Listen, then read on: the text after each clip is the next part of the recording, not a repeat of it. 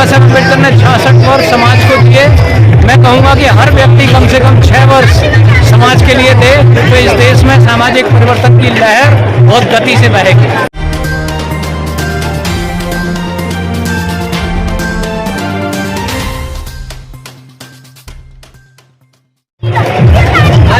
गौतम साहब, आज बाबा साहब जयंती की 131वां वर्ष मनाया जा रहा है। इस उपलक्ष्य में समाज को क्या संदेश देना चाहेंगे?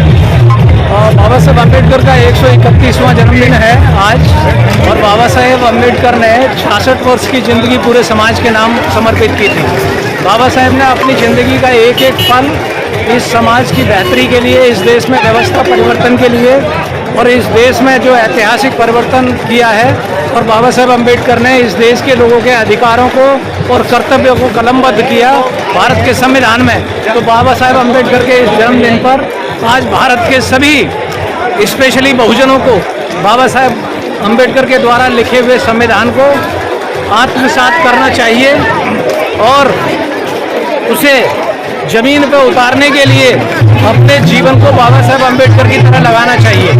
बाबा साहेब अम्बेडकर ने 66 वर्ष समाज को दिए। मैं कहूँगा कि हर व्यक्ति कम से कम 6 वर्ष समाज के लिए दे, तो इस देश में सामाजिक परिवर्तन की लहर बहुत गति से बहेगी।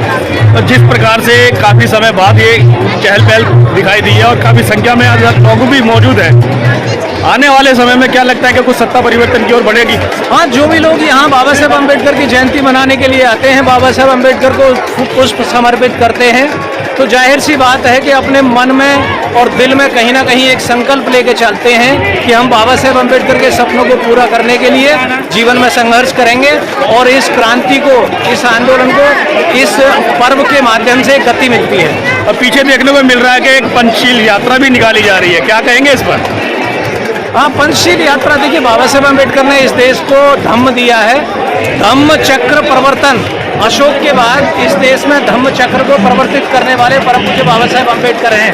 बाबा साहेब अम्बेडकर ने धम्म चक्र प्रवर्तन किया, तो इस देश में जब तक शील समाधि प्रज्ञा के माध्यम से पंचशीलों का अनुसरण करते हुए, आर्य अष्टांगिक मार्ग का अनुसरण करते हुए जब तक मनुष्य अपने जीवन का संचालन नहीं करेगा, जब तक मनुष्य के व्यक्तित्व का एक सार्थक विकास नहीं होगा।